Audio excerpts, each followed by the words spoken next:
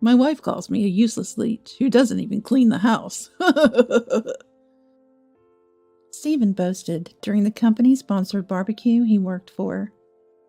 There I was, his wife, attending alongside him, only to find Stephen continually putting me down in front of everyone. He lamented how worthless I was, and how he envied the wives of other men. Hearing Stephen's words, I felt the piercing cold stares of his colleagues. The look in their eyes was incredibly painful, deeply wounding my spirit. But today was different. I was no longer going to stay silent. But I gathered my courage and finally spoke up, revealing Stephen's true nature to his astonished co-workers and the confused women among them. However, the person most shocked was the CEO. My name is Harper, a 32-year-old who works at a boutique. I actually wanted to continue working at the company I joined right after graduating from college. I liked the work at the company, but the stress from everything else was unbearable. About 3 years after joining, I finally submitted my resignation before it was too late. Then I worked in various supermarkets and bookstores until I found my place at a boutique.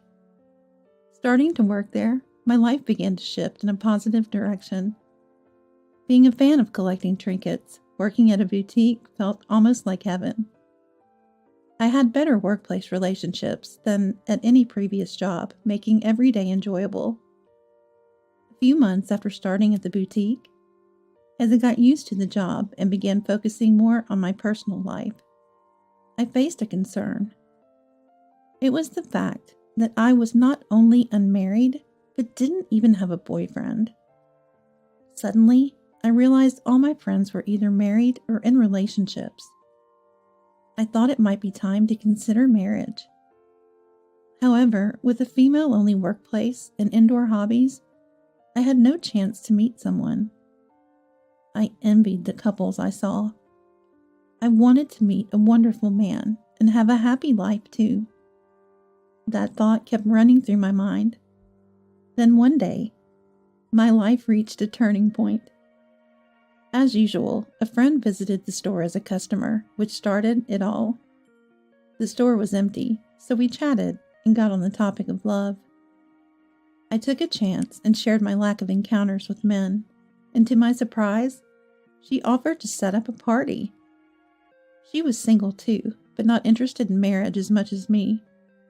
However, she had many connections and offered to set it up for me. On the day of the party, I met a wonderful man, Stephen, and we ended up getting married. Stephen worked for a major corporation, providing both financial and emotional stability. He was kind to me, who wasn't used to much male attention, and always put me first during our relationship. This might have been the happiness I was longing for. I felt more and more of that thought. So when Stephen proposed, I was genuinely happy. Becoming a housewife after marriage, I tried my best to make Stephen comfortable at home. I cooked his favorite meals and kept the house clean. You made my favorite, huh? Yeah, eat a lot. Seeing his smile became my purpose in life. He would spend all weekend with me and even help with the chores. I thought to myself, what a lucky person I am. The days of worrying about never getting married felt nostalgic. However, a few months into our marriage, Stephen and my life began to tilt in a wrong direction. Contrary to the beginning, Stephen started to neglect me. His attitude worsened, leaving me in distress. Stephen, when will you be home today? I don't know. He used to tell me his arrival time, but now he evaded the question. And when I asked about dinner, he'd say, "Don't need dinner." Yet, I thought maybe he was just tired or busy with work.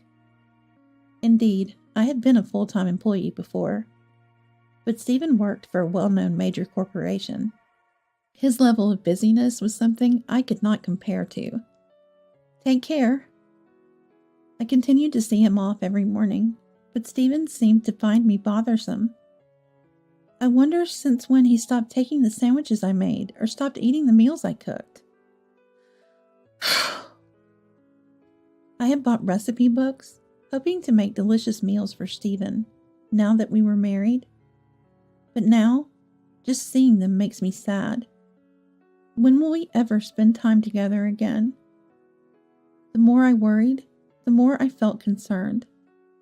Yet no matter how much I fretted, Stephen's behavior wouldn't change. If anything, I felt his treatment of me getting worse. Seeing our shoes slightly out of line at the entrance, he'd snap. "Can't you even keep the shoes tidy?" The rare times he ate my cooking, he'd say, "How can you serve such terrible food? I doubt your sanity. I'd rather eat sandwiches from the grocery store every day than your awful cooking." That's so cruel. I was shocked to be directly called out on my cooking. He used to enjoy my meals, asking for seconds. He said my cooking was the best.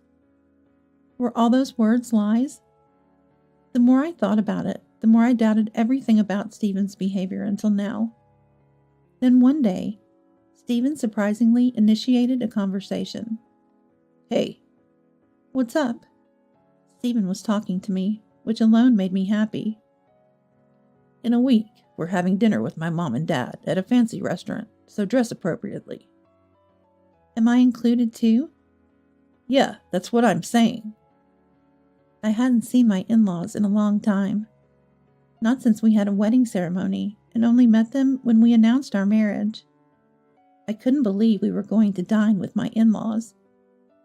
They're very kind people, just like Stephen used to be. I started paying more attention to my skincare and hair care, even buying a dress that would suit the restaurant perfectly. I was all set. I looked forward to meeting my in-laws. But the in-laws I met were not the ones I remembered. They were blatantly displeased when talking to me only. Why? After hearing from my mother-in-law, the reason was clear. "Harper, I hear you've been lazing around at home without doing any housework." "What?" "Yeah, apparently, despite wanting to be a housewife, you neither cook nor clean. I had no idea you were that kind of person." There must be some misunderstanding. No, it's more like Stephen has been feeding them lies about me. No, that's not true at all. No. What are you talking about? You're just lazing around, not cleaning." How could he come to such a conclusion? I just couldn't understand. "I'm a housewife too, you know. I worked hard on household chores for my hard-working dad. And you're saying you don't appreciate Stephen." "No, I haven't been doing any of that." "Hey, quiet down. Keep it down." I tried to deny it, but Stephen stopped me. I could only talk about my side to the in-laws. Probably Stephen had fed them lies about me. Feeling betrayed made me sad. In the end, my words never reached the in-laws. Despite being a housewife, I'm seen as not doing any housework. Maybe to someone who doesn't know any better, I might seem like a woman who married a high-income man for his money. Just the thought scared me. On our way back from dining with the in-laws, I asked Stephen about his intention behind spreading false information. "Hey, why did you tell lies? I've been trying hard with the cleaning and everything. What are you dissatisfied with?" However, Stephen didn't respond to my words. "Hey, are you listening?" "Shut up." He dismissed my words with a single phrase, and silence fell between us again. How could I clear up the misunderstanding with the in-laws? And why did Stephen change? If something I did upset him, I wish he'd tell me. Or if it's something else, I want some explanation. I continued to feel anxious about Stephen, who wouldn't share anything with me. Stephen's treatment of me got even worse afterward. He complained about the occasional meals I prepared, and made a fuss if he found a single hair, claiming I hadn't cleaned. If I ever tried to lie down on the couch, he'd scold me for being lazy. His returns home became noticeably later, and it became normal for him to come home in the morning. Eventually, there were many days he didn't come home at all. Yet I couldn't stand up to Stephen, despite such terrible treatment. Stephen was the marriage partner I had finally found. He might be treating me poorly now, but maybe he'd return to the kind Stephen he was before. Above all, if we divorced, I was sure I'd never marry again. Would I end up living my life alone? Just the thought sent chills down my spine. Even though our marriage was falling apart, I didn't have the courage to let go of the husband figure. However, when Stephen began coming home in the mornings, I noticed something odd. A scent of perfume I didn't recognize wafted from Stephen's suit. Was it a woman's perfume? There was also a faint smell of makeup. Upon closer inspection of the suit, I found a part with red lipstick on it. At that moment, I was certain of his infidelity. In fact, I had suspected Stephen of cheating ever since the late nights and absences from home began to increase. Rather, I had no choice but to suspect it. The frequent late returns and the increasing number of times he was away from home. I understood he was busy with work, but it was all too sudden. But when faced with evidence of the affair, anger surged within me. Was he at his affair partner's place on the nights he didn't come home? I didn't want to let go of Stephen, though I thought that if he was really having an affair, it was a different story. I decided to confront Stephen. Can we talk? I approached Stephen, who was unusually at home on a holiday. There's something important I need to discuss. Stephen didn't take his eyes off the TV, ignoring my words. Are you listening? What is it? Seemingly annoyed, Stephen finally responded after I raised my voice. You're having an affair, aren't you? Huh? An affair? Your suit had lipstick on it, and it smells like women's perfume and fabric softener.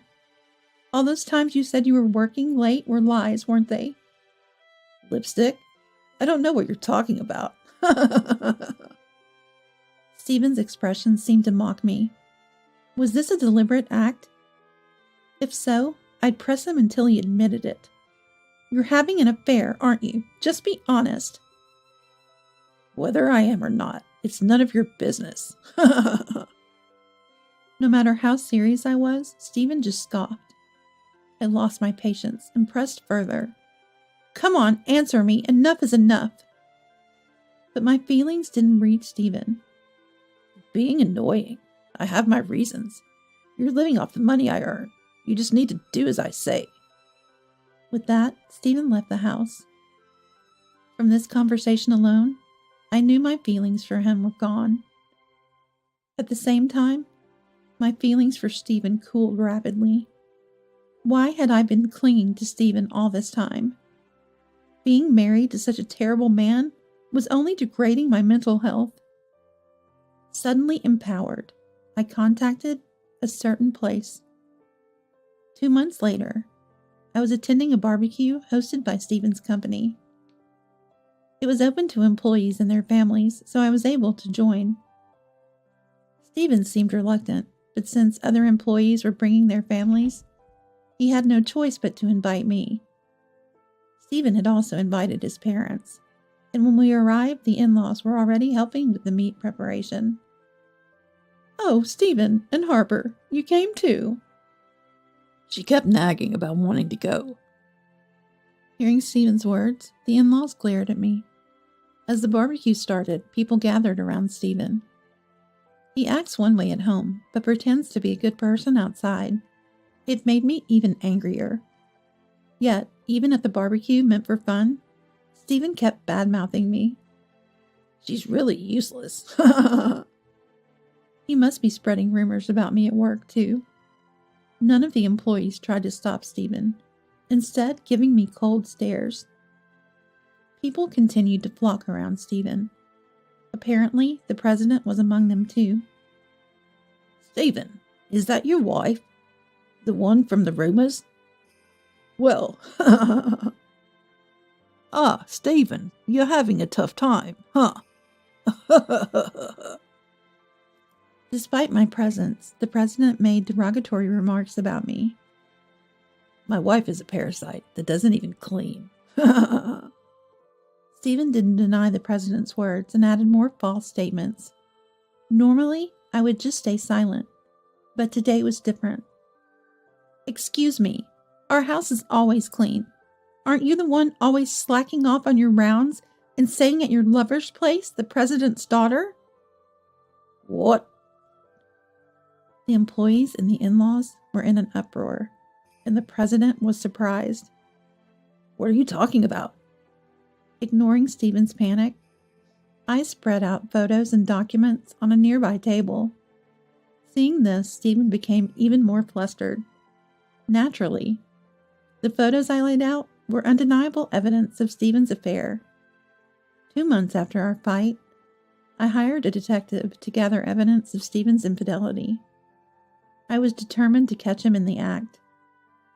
Unable to handle it alone, and after much deliberation, I decided to hire a detective. After the contract was signed, it didn't take a week before various pieces of evidence were presented to me. Photos of Stephen walking arm in arm with a woman I didn't know. Photos of him entering a hotel with that woman. Pictures of him going into what seemed to be a luxurious high-rise mansion, presumably the woman's home. There was more than enough evidence to present. Moreover, according to the detective's findings, this woman was the daughter of the president of the company where Stephen worked. She was, in essence, the president's daughter. I wasn't sure how they met, but Stephen was frequently visiting her home and appeared to be very intimate, suggesting it wasn't a recent acquaintance. Impossible. Even though I was shocked to see the lipstick on his suit, seeing my husband intimately involved with an unknown woman was even more shocking. We can investigate more, but the pattern of behavior is the same, so I doubt anything more will come out. Is that so? Thank you. With that, I decided to stop the investigation. There was only one thing left for me to do: divorce. How could I stay with such a man any longer? All that was left in me was anger. By the time the investigation was over, I had already been invited to the barbecue. Knowing Stephen, he probably spoke ill of me at work too, so I decided to expose his affair at the barbecue. I was unsure if it would work, and didn't even know what Stephen had been saying about me at work. But everything went exactly as I had hoped. Hey, Harper, why do you have this? I mean, how could I be with the president's daughter? Oh, what? You're still trying to dodge the situation even now? With solid evidence and the identity of the other party known? Mr. President, this woman in the photos is your daughter, right? May I confirm that with you? I handed the photos to the president. The president, hesitantly checking, murmured softly, That's my daughter. No mistake. Hey, Stephen, how did you meet my daughter? Answer me.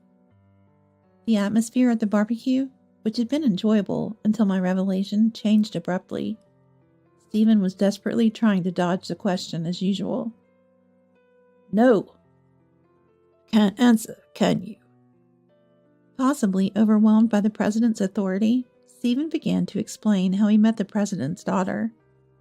Apparently, they met in the company's parking lot. He happened to see the president's daughter, who had some business at the company, and struck up a conversation. The president's daughter knew of Stephen, who was known as an elite within the company, and was aware that he was married. Still, she was thrilled when he approached her, and ended up following him, as she later told.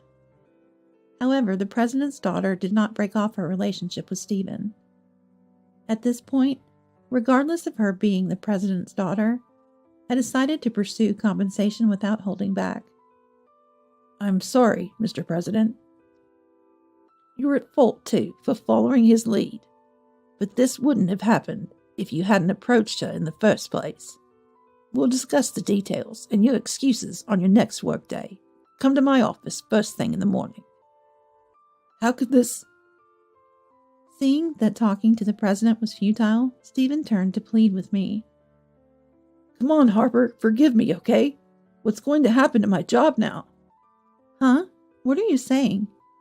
Remember what you've done to me until now? After all that, how can you ask for forgiveness? That's spreading false information to the company and your parents, proudly saying your wife is incapable? Mother-in-law gasped in shock at my words. Hey, Harper, was everything Stephen said a lie? What did he tell you? Just like he said before, that you barely do any housework and just lays around all day. That's a lie. I did clean and cook. It was Stephen who always complained and refused everything. Normally, they would believe my words, but given the circumstances, no one was inclined to trust Stephen anymore. I'm sorry, Harper. I can't believe it was all lies. I'm truly sorry. We believed our son too much.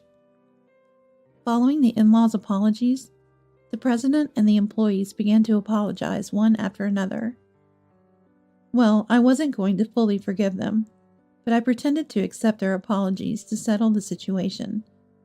Indeed, I was furious about being ridiculed. But Stephen was the one who created this whole situation. My anger was directed solely at him. I've consulted a lawyer. Let's get divorced. What? Divorce? Why? It's obvious, isn't it? We're getting divorced. Stephen looked dejected at my words. However, no one was there to comfort him. The next day, I had brought Stephen to a law firm. The president's daughter was also coming, brought by the president, ensuring a conducive environment for discussion. As everything was prepared, the lawyer proceeded with the discussion in a matter-of-fact manner. Stephen was downcast, and the president's daughter looked shocked and pale. This is... Photos taken by a detective hired by Harper. Why? I suspected Stephen might be having an affair. He'd come home smelling of perfume and with lipstick on his suit. How could I not suspect? Listening, the president nodded beside his daughter.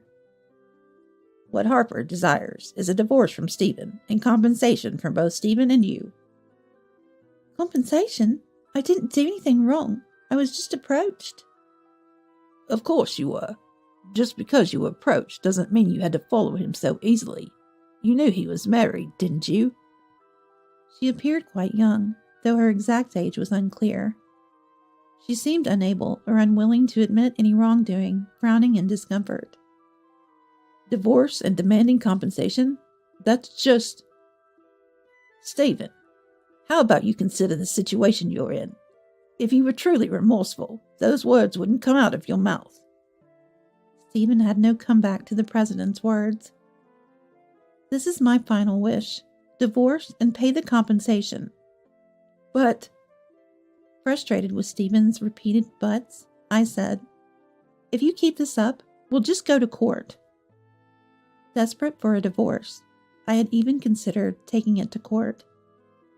Apparently, the mention of court frightened Stephen enough. He agreed to the divorce and the payment of compensation.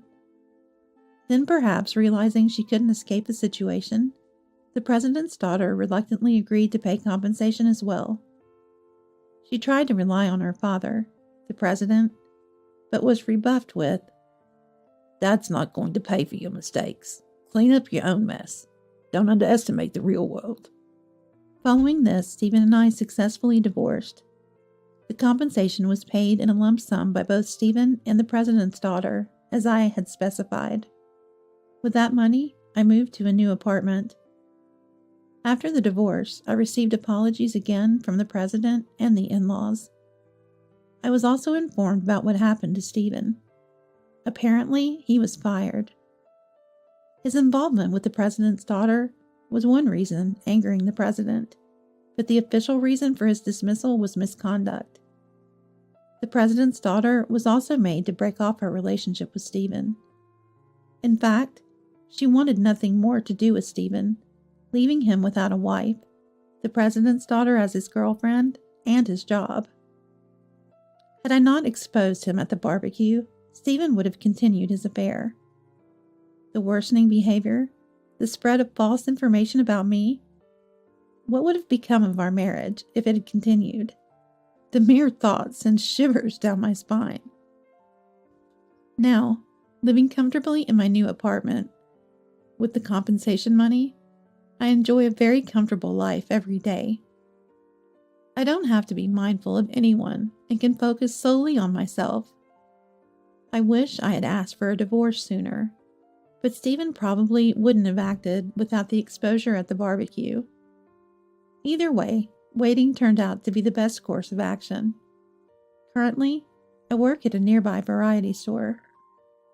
Being surrounded by things I love brings me great joy. I truly wish to live a life not swayed by anyone else, walking my own path from here on out.